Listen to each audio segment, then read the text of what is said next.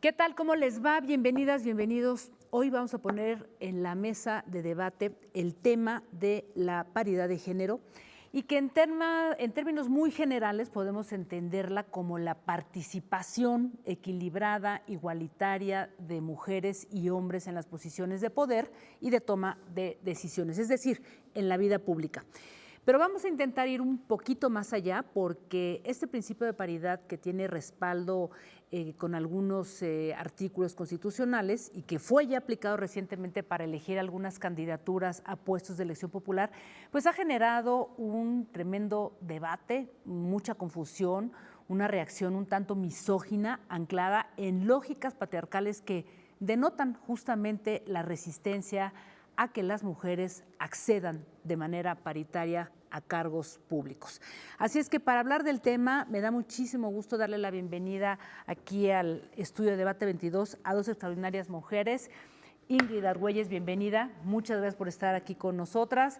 Tú eres abogada con una fuerte postura feminista y también doctora en literatura. Bienvenida. Muchas gracias, Jacaranda, por la invitación. Al contrario. Y Teresa Rodríguez, bueno, además de que eres doctora en filosofía, estudiaste sociología en la Facultad de Ciencias Políticas, también eres profesora y bueno, haces muchísimas otras cosas más. Te agradezco mucho estar aquí. Muchas gracias a ti, Jacaranda. Al contrario, bueno, ¿qué les parece si empezamos por discutir esto que vimos hace algunas semanas ya aquí sobre todo en la Ciudad de México, bueno, en general en el país, pero mucho debate en la Ciudad de México porque vimos cómo se aplicó de manera ya específica este criterio de paridad de género que todavía lo veíamos así como muy lejos y de pronto pues fueron 9 candidatas, sobre todo en el partido de Morena, en donde se tuvo que hacer una selección bajo este principio. ¿Sí les parece? ¿Quién empieza? ¿Quién abre la mesa para entender esto que es la paridad de género? ¿Cómo lo entendemos? ¿Desde dónde discutimos? Tere. Bueno, la paridad de género tiene una larguísima historia y tiene que ver con los resultados que ha tenido la lucha feminista por ganar el espacio que el sistema patriarcal nos ha vetado, que es el espacio de lo público. La paridad de género en lo político es como el emblema máximo del derecho de las mujeres a participar en la vida pública en un esquema de sociedad que nos confinaba al ámbito de lo privado, cuando la vida pública estaba absolutamente masculinizada. Sí, el poder político, pero no solo, la ciencia, la vida profesional, el trabajo asalariado. Entonces, bueno, la paridad de género en la toma de decisiones en la esfera del Estado tiene que ver con el punto máximo, digamos, de la lucha de las mujeres por la participación en los espacios de la vida pública, ¿no? Así es. Ingrid, y esto no es una ocurrencia, es algo que decía yo, tiene todo un sustento legal, una serie de reformas, ha sido paulatino a nivel global y en nuestro país, ¿no? O sea, no es algo que vimos ahora hace unas semanas y salió de la nada, vino del INE, no, ha sido una lucha, como decía Tere, de mucho tiempo, pero ha sido un trabajo constitucional desde los congresos que viene desde ¿cuándo? Porque tú tienes todo ese dato y todo ese recorrido. Mira, de hecho es anterior a eso, porque si uno lo toma desde el punto de vista de la lucha de las mujeres por tener una participación política, como bien decía Tere, uno pudiera anclarlo desde la lucha por el sufragio, por el derecho a voto, porque en el fondo el sufragio tiene como dos aspectos, uno que es activo, que es ir y votar por alguien que te represente, ¿no? Y otro que es el pasivo, que es el derecho a ser elegido o ser como participante de la toma de decisiones. Y piensa que en términos concretos a nivel federal, recién en 1953 se estableció el derecho a voto de las mujeres, o sea, es bastante reciente. Sí. Y eso, que vendría a ser la larga data, en términos de la paridad, es decir, la posibilidad que tienen las mujeres de ocupar estos cargos de elección popular, hay distintos como hitos, se podría decir, ¿no? O sea, parte todos los años 90, por ejemplo, el año 93, donde era como una especie como de declaración de principio. Sería bueno que las mujeres participaran, no se establecía ningún porcentaje ni ninguna obligatoriedad. Después el 96 decía, por ejemplo, no se permitía que hubiese más de un 70% digamos, candidatos de un solo género, o sea, más de un 70%, era 70-30, después se establece el año 2002 como algo obligatorio, digamos, este porcentaje de 70% y 30% de mujeres. El 2008 esto se va acortando la brecha, digamos, en términos del 60-40, y ya el 2019 tenemos lo que actualmente está en vigencia, que es esta reforma constitucional. Paridad que en es todo, ¿no? Paridad y paridad no solamente en los cargos de elección popular en términos de los partidos políticos, sino también en aquellas que ocupan cargos de gobierno. Y por eso también ahora la Suprema Corte, cuando hubo que elegir, no sé si te acuerdas, a Norma Piña, que no sé si es el mejor ejemplo realmente, pero bueno, efectivamente se habló de la paridad de género porque efectivamente tocaba que a una mujer fuera, digamos, la elegida. Así es. Tere, semanas pasadas vimos todo lo que despertó esta aplicación del criterio de paridad de género cuando se definió a varias candidatas, y digo del Partido Morena porque no hemos visto en otros partidos que se aplique esto abiertamente. Y fue tremenda la reacción. Clara Brugada como candidata a gobernar la Ciudad de México, y una reacción que apuntaba a decir que la paridad era casi una caridad, ¿no? Y esa caridad era una cosa antidemocrática y que además minimizaba a las mujeres, lo cual me parecía tremendo porque lo decían hombres y mujeres, o sea, no solamente hombres. ¿Cómo entendemos, cómo responder a esta confusión?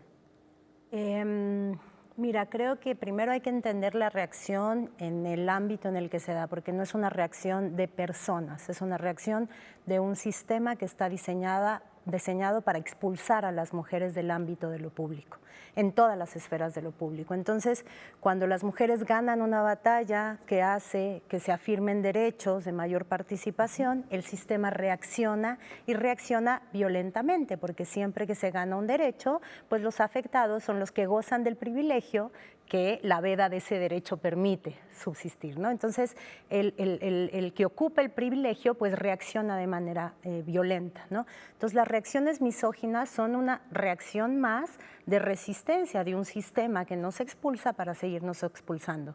Y esa reacción violenta la podemos ver en todos los lugares, es decir, lamentablemente, a las conquistas que han ido creciendo, como bien lo decía Ingrid, siempre el sistema reacciona. Cuando es solo una declaración de principios, el sistema opera para que las mujeres no lleguen. Cuando es un 70-30, no importa que no se diga qué género es cuál, el sistema opera para que el 70 sea masculino. Es decir, el sistema sigue operando porque sigue operando con mecanismos patriarcales, ¿no? Entonces, la reacción misógina es eso, ¿no? Siempre que se reporta una victoria en el avance de derechos de las mujeres, se reporta también una reacción violenta por parte de aquellos que ven afectado su privilegio. Entonces, no deberíamos como enfocar estas reacciones como, ay, el tuitero mala onda que puso, esto es caridad. No, más bien habría que ver que la necesidad de estas acciones afirmativas justo tienen que ver con que lo que opera expulsando mujeres de manera violenta es el sistema en el que vivimos y por lo tanto las modificaciones tienen que ser a nivel sistema. Ya. Ingrid, ayúdanos a comprender porque hay como toda una mezcla de conceptos y que a veces se confunden con mucha facilidad. Las acciones afirmativas, hay acciones legales, hay acciones afirmativas y luego hay toda una postura que algunos han llamado esto del mujerismo, ¿no? Que por el hecho de, ya sabes, toda una confusión, por eso quisiera que lo abordáramos porque es la idea de por el hecho de ser mujeres, necesariamente no habrá corrupción o las mujeres son mejores que los hombres, en fin, se ha confundido todo. Ayúdanos a darle claridad a esto, ¿no? Las acciones legislativas, afirmativas y esta confusión ahí. Sí, claro, es que está todo mezclado porque en el fondo, como bien dice Teresa, cuando se ganan derechos, cuando cualquier grupo que no tiene privilegios, digamos, avanza en derechos, siempre el statu quo, es decir, los que tienen los privilegios intentan echarlo para atrás. Eso lo hemos vivido en todo orden de cosas. Y en términos de la paridad misma, que es una de las formas que tiene, digamos, la sociedad de poder equiparar a hombres y mujeres, porque sí es importante tener mujeres en cargos de representación, porque finalmente van a ser quienes tomen decisiones en la vida pública. Hay distintas formas a través de las cuales se puede, digamos, llevar a cabo. Una cosa es lo legal, estrictamente legal, ¿no? Que era lo que yo te conversaba. Reformas constitucionales que te obligan a tener cierta equivalencia de candidaturas. También lo legal se puede, digamos, pasar por alto. Y está el caso, por ejemplo, de las Juanitas, ¿no? Que es todo este escándalo que hubo, porque efectivamente los partidos políticos presentaban mujeres, ganaban ellas digamos, las elecciones y hacían que las mujeres se bajaran para que los candidatos hombres se pusieran en vez de ellas. O sea, era una forma como de pasar por encima, ¿no? Y otra cosa son las acciones afirmativas que tienen por objeto, digamos, buscar esta igualdad, ¿no? De género. Y por otra parte, estas falsas discusiones que tienen que ver con esto que le llaman mujerismo, como si fuese una imposición el hecho de que haya mujeres y que fuese negativo para las mujeres. Yo incluso he leído a mujeres que es una lucha con los hombres. Claro, ¿no? Y mujeres que dicen, por ejemplo, yo quiero estar ahí por mis capacidades y no porque soy mujer. Y es una falsa dicotomía la que están planteando, porque en el fondo no es que estés ahí por ser mujer, es simplemente, y de hecho si no tienes capacidades probablemente no vas a estar ahí, sino más bien lo que se busca es que la cancha se iguale, porque hay toda una serie de desigualdades anteriores que son invisibles, porque ni siquiera estamos hablando del momento en que se produce la elección, es cómo esa mujer puede llegar a disputar un cargo de elección popular, porque antes, desde el momento en que uno nace, ya nace con diferencias, ya nace con desigualdades estructurales que tienes que ir sorteando una tras otra, hasta finalmente llegar a poder ocupar estos cargos de elección. Entonces, ni siquiera es como que de la nada tú y los hombres partieron exactamente igual, entonces te prefirieron a ti. No, partimos así, ¿no? O sea, como con una brecha enorme, y eso es lo que está como invisible, ¿no? Ya. Invisible en un país como México, Tere, y bueno, ahí están las estadísticas, somos casi 50-50, incluso las mujeres podemos ser 52% de la población, 53, 51, en fin, ¿no? Una disparidad evidente en cargos públicos y también en lugares donde se toman decisiones a nivel académico. Bueno, tú lo has visto seguramente como profesora universitaria. O sea, es en todos los terrenos. Y entonces por eso creo que es importante esto que se gana con la paridad de género a nivel de la vida pública, pero también hay que mirar la repercusión que pudiera tener en otros espacios, ¿no?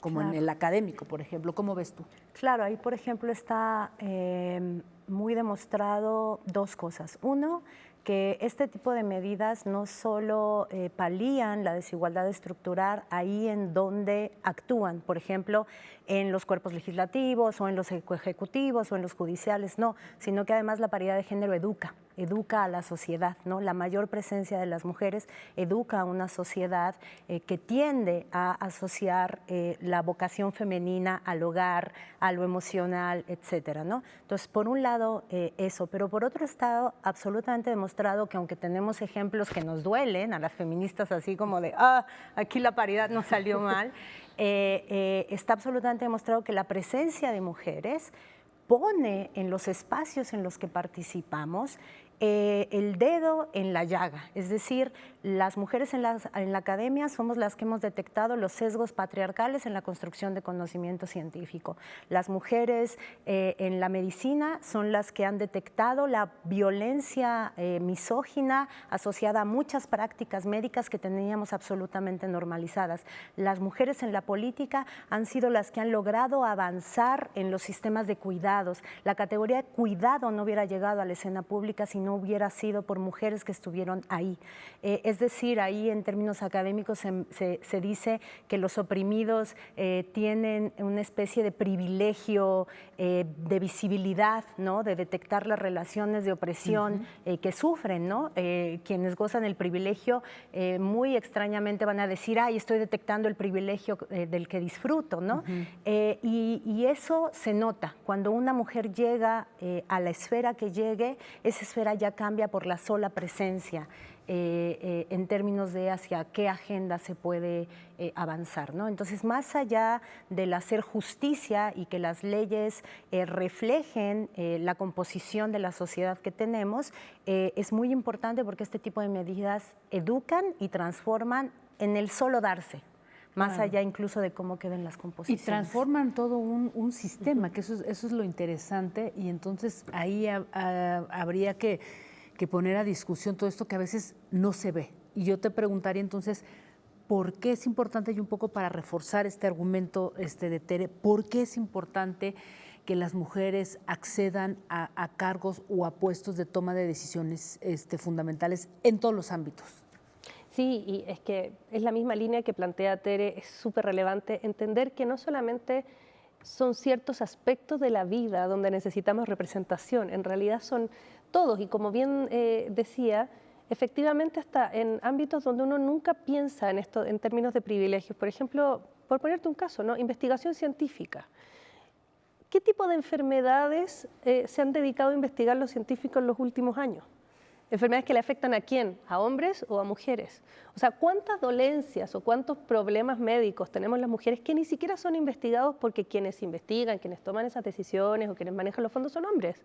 O sea, es realmente increíble la cantidad de elementos que uno puede ir viendo en distintos ámbitos donde se olvida de que existimos las mujeres. Por ejemplo, esto mismo que dice Tere respecto de los cuidados. Los cuidados es la base de la sociedad. Si no hubiese sistema de cuidados, no habría sociedad, no habría gente que pudiera trabajar, no habría quien, digamos, maternara a los niños, no habría ninguna manera, ¿no? Y siendo algo tan vital, es algo que ni siquiera se pone en la vida política.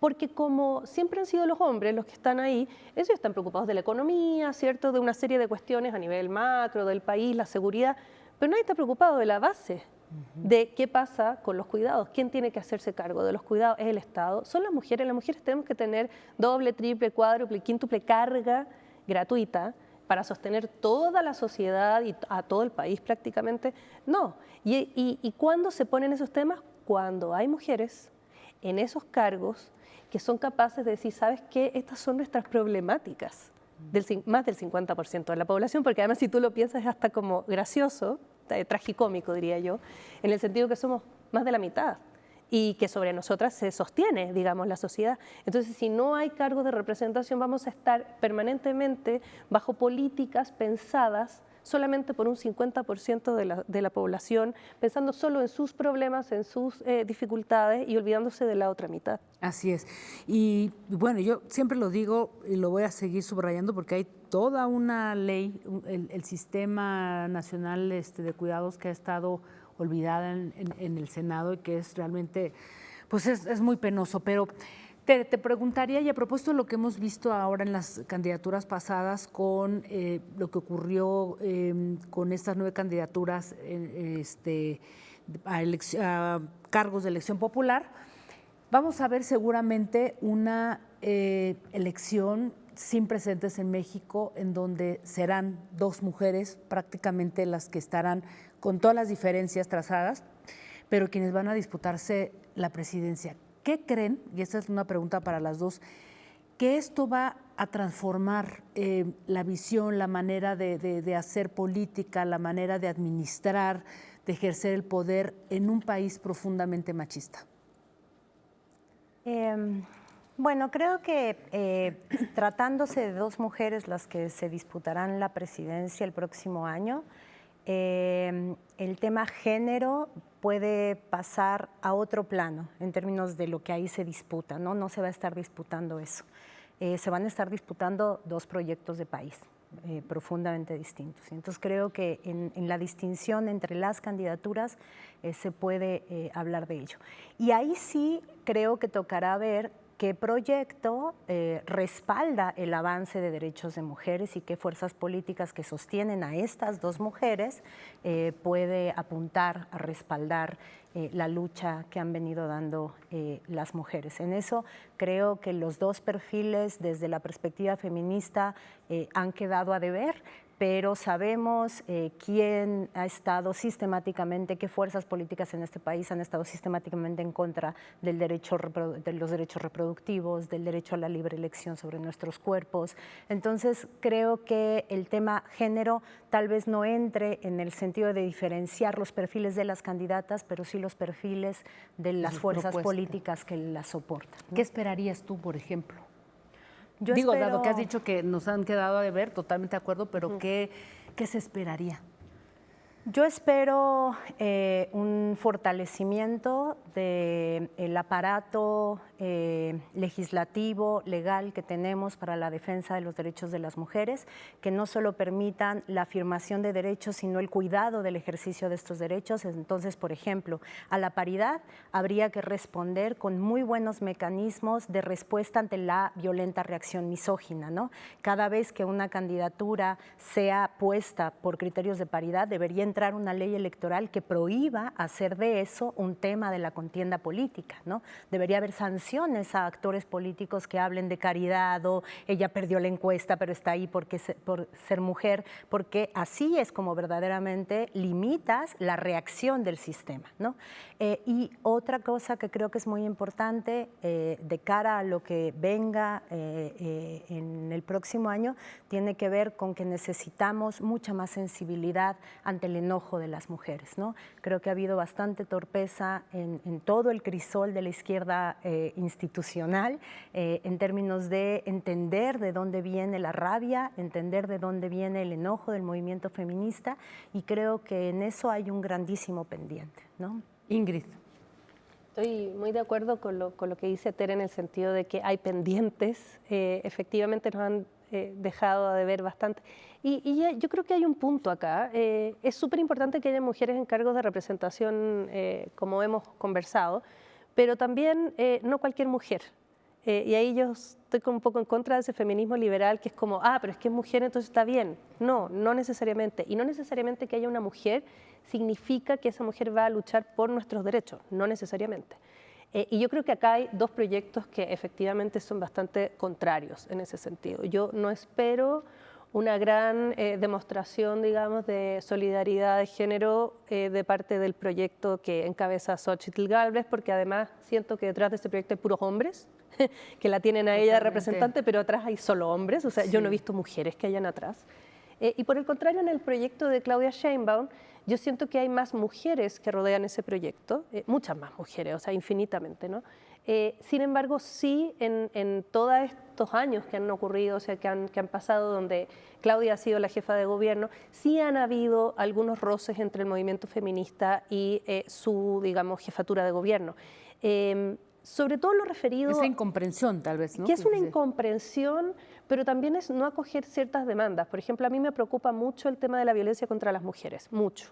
Y siento que en este país es algo particularmente delicado, ¿no? O sea, la cantidad de feminicidios diarios, la cantidad de violencia en general, ¿no? Y que con la pandemia se súper exacerbó. Y yo entiendo que se esté trabajando en eso, pero también hay algo como de comunicacional que no ha funcionado en términos de acoger esas demandas, de invitar a las mujeres a participar, a todas las colectivas de mujeres que están luchando, que participen, que conformen este gobierno. O sea, me gustaría que fuese un gobierno más de puertas abiertas, ¿no? Vengan, integren, te doy el micrófono, hablen ustedes, no este cierre como de, bueno, si usted está luchando en la calle, entonces usted es vándala, me pinta los monumentos, entonces váyase para allá y yo por mi parte voy a hacer mi propia, digamos, voy a buscar mis propios mecanismos, sino que tendría que haber una integración. Una puerta a la discusión, sí, y yo creo que de alguna manera en algún momento de las precampañas van a tener que pronunciarse, porque efectivamente son dos mujeres. Entonces, bueno, está bien, y vienen con todo el discurso de vamos a ser la primera mujer presidenta, ya, ¿y en qué medida eso va a significar, digamos, exactamente, impactar, ¿no? Impactar en la vida de las mujeres que viven en México? Yo creo que ese es uno de los grandes temas. ¿Y tú qué esperarías eso? O sea, ¿esperarías un gobierno más de puertas abiertas con el tema feminista? Sí, hay elementos que a mí me han dado a entender de que Claudia Sheinbaum pudiese estar más abierta. Un elemento fue esta firma que ella hizo de la Internacional Feminista con Irene Montero y otras mujeres, donde se comprometen, digamos, a una serie de cosas y que es una mirada muy internacional. Y ella plantea un feminismo humanista, ¿eh? Yo lo sé. Y ahí hay que ver también, porque humanismo yo nunca he entendido bien qué significa, o sea, me gustaría ver qué significa en términos del feminismo eso. Sí. Habló de igualdad sustantiva, también va a haber, y eso lo dijo anteayer o anteanteayer, hay que ver qué significa eso en términos concretos. Sí siento que tiene varias mujeres que responden a un feminismo bastante interesante que la rodean, estoy pensando en Ana Francis Moore, por ejemplo, ¿no? Mujeres que están ahí y que pudieran un poco empujar, y la misma Clara Brugada, Claro. que de alguna manera van a cogobernar si es que Clara Brugada queda en la ciudad, y Clara Brugada sí trae una agenda feminista súper marcada, eso lo hemos visto con Tere, ¿no? O sea, sí ella trae ideas de los cuidados. Totalmente. O sea, y es parte de su campaña, ¿no? es Una parte ciudad de la los campaña, cuidados. efectivamente. Ojalá que realmente se cumpla. Ojalá. Y bueno, pues estaremos viendo lo que ocurra justamente en el 2024. Quiero agradecerles, un privilegio conversar con ambas sobre este tema.